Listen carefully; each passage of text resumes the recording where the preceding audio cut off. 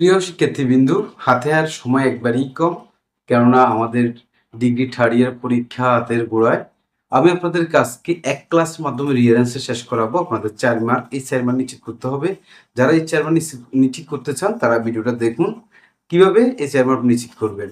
একবার ইজি, একটা ক্লাসের মাধ্যমে। আমরা উপরে দুটো সূত্র লিখছি, দেখেন সূত্রগুলো হচ্ছে কি, subject plus verb plus object. এটা সাধারণত একটা সেন্টেন্সের মৌলিক অধিকার বলা যায়। আপনার হচ্ছে মৌলিক, আপনার বাসার জন্য যেরকম মৌলিক অধিকার আছে ওরকম সেন্টেন্সের জন্য একটা আদর্শ মৌলিক অধিকার subject plus verb plus object. ঠিক আছে, এরপরে আমাদের আরেকটা আছে subject plus verb plus preposition plus object. যদি সেন্টেন্স আপনি প্রিপোজিশন দেখেন তাহলে এটা ভার্বের পরে বসাইবেন। আসুন আমরা এগুলো করি। কিন্তু দেখুন, আমরা বোর্ডে একটা প্রশ্ন লিখছি। প্রশ্নগুলো আপনাদের 2018 সালে যারা বেচ ছিল ওই বেচের পরীক্ষা আসছে। এখন এই প্রশ্নগুলো তো আমরা কিভাবে দিব, আমাদের কোন সূত্রের মাধ্যমে দিব দেখুন। আমাদের প্রথমটা আছে in sky the birds play. আজকের ক্লাসে আপনার রিয়ারেন্স শেষ। আজকের ক্লাসে এক ক্লাসে আপনি যদি ভালো করে মনোযোগ দেন, এক ক্লাসে আপনার শেষ আজীবনের জন্য। ওকে আপনার 4 মার্ক নিশ্চিত, আজকে 4 নিশ্চিত হয়ে গেল। এখানে আপনার পাশের জন্য আর লাগবে 36 মার্ক। দেখুন কিভাবে in the sky birds play. এখন আমাদের একটা আমাদের লাগবে কি একটা সাবজেক্ট। প্রিয় শিক্ষার্থী বিন্দু একটু তাকান, এখানে সাবজেক্ট কি আছে, in the sky birds play. আমরা এখানে একটা নাউন আছে, খেয়াল করুন বার্ডস, এই যে পাখিরা। আমরা এই যে এটা হচ্ছে আমাদের সাবজেক্ট, আমরা এই সাবজেক্টটা আনবো। এরপর আমাদের কি বলছে, বার্ব লাগবে। বার্ব কি, এখানে বার্ব আছে ফ্লাই, উড়া, কোনো কিছু করাকে বার্ব বলে। এখন পাখি কি করে উড়ে, এটা কাজ তার, পাখি উড়ে। এরপর আছে কি দেখেন, এখানে আমি কি লিখবো, এরপর একটা কনস্ট্রাকশন মাধ্যমে আছে সাবজেক্ট ভার্ব। এরপর আমাদের ইন একটা প্রিপোজিশন আছে, ইনটা লিখে দিব। দেখেন কিভাবে আসছে, একটা রুল শিখলে আপনি কিন্তু শত শত রিয়াজ করতে পারবেন। ভার্বস প্লে ইন, এরপর আমরা লিখবো কি the sky, the sky object, the sky. তাহলে এই যে দেখুন কিভাবে করছে, বার্ডস সাবজেক্ট, এরপর আমাদের ভার্ব প্লাই, এরপর আমাদের প্রিপোজিশন ইন, এই যে রুলসটা দা স্কাই। প্রিয় শিক্ষার্থী বিন্দু, আমরা পরেরটা দেখি কিভাবে করে। Leaves the grass cow on. এখন আমাদের এখানে একটা সাবজেক্ট আছে। সাবজেক্টটা হচ্ছে কি, আমি আগে বলছি কোনো কিছু প্রথমে যে সাবজেক্ট পার্সন, হ্যাঁ, পার্সন গুলো সাবজেক্ট। এরপর না থাকলে পশু পাখি গাছপালা যা আছে সব সাবজেক্ট। পশু পাখি গাছপালা সব কি আপনার সাবজেক্ট, আপনার আসেনি। তাহলে এখানে কি আছে, কাউ আছে, গরু। আমরা এই যে কাউ, একটা গরু বলতে গরুর যে সমস্ত গরু সমাজকে বুঝাতে হলে আমাদের লিখতে হবে the cow, the cow, the cow. এখন হচ্ছে দা কাউ লেখার পর আমাদের বার্ব লাগবে। বার্ব কি আছে, এই যে লিভসটা, লিভস আছে, এই বার্বটা আমরা লিখছি। এরপর আমাদের এখানে একটা প্রিপোজিশন আছে, কি আছে, প্রিপোজিশন আমাদের কি বলছে, প্রিপোজিশন লেখার জন্য। প্রিপোজিশন লেখার জন্য বলছে, তাহলে আমরা অন, এরপর কি লিখছে, দা অন ঘাস।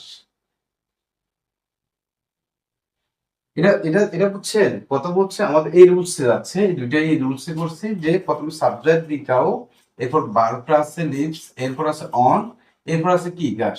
কারণ আমাদের এই যে subject verb preposition plus object, এখানে কি তোমার প্রিপোজিশন আছে, দেখো প্রশ্ন খেয়াল করো, একবারে ইজি। তোমরা যদি ইজিলি খেয়াল করো একবারে ইজি। এখন দেখো আমার এই যে প্রশ্নটা আছে, এখানে সাবজেক্ট কি আছে বলতে পারবা? আমি বলছি পারসন হচ্ছে সাবজেক্ট। পারসন এখানে কি, আই, আমি, আমি, আমিটা হচ্ছে আমাদের সাবজেক্ট আই। আচ্ছা লিখলাম, আই পরে হবে আমাদের ভার্ব।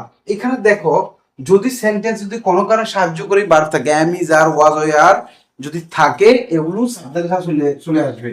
তাহলে আই লোক আসবে কি, এম। এরপর আরেকটা জিনিস বলছে, গঠনে বলছে, যদি আপনার যদি সাহায্য করে ভার্ব পান, যদি সেন্টেন্স যদি নট থাকে, যদি এই নটটা থাকে, নটটা এখানে চলে আসবে, I am not, I am not লেখা দেখা যায়। হ্যাঁ, I am not, I am not. এরপরে কি আছে, ওয়েল টুডে, টু ডে।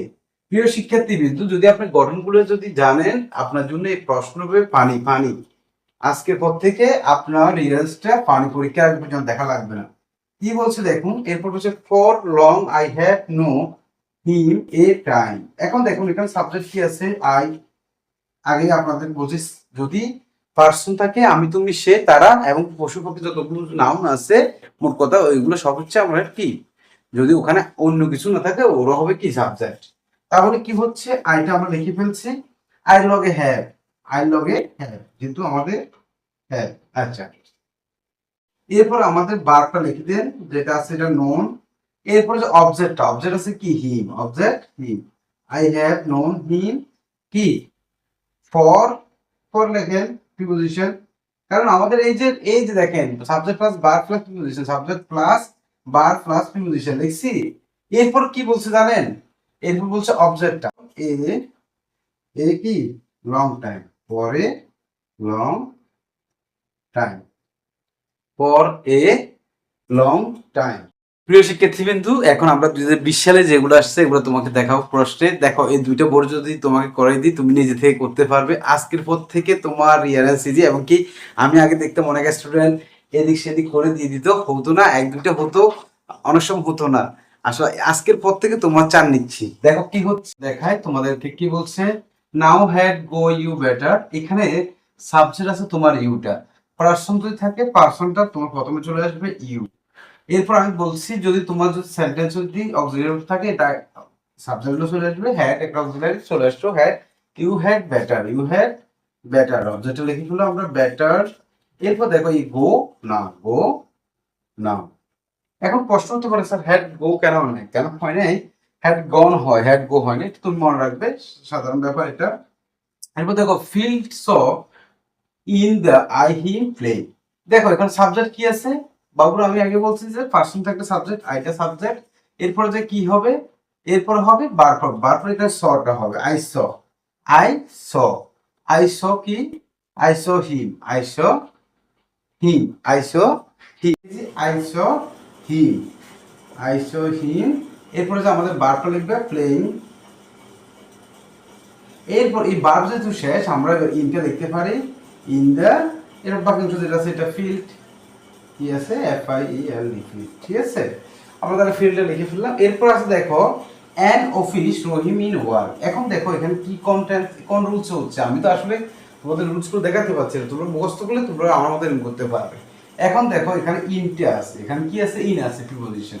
তারপর প্রথমে সাবজেক্ট লাগবে, সাবজেক্ট কি রাহিম, সাবজেক্ট কি রাহিম, রাহিম। এরপর আমরা লিখতে পারি কি ভার্ব, রাহিম কি করে ওয়ার্কস করে, সরি এখানে একটা ছিল প্রশ্নে, ওয়ার্কস ইন, এরপর কি an office, works in an office.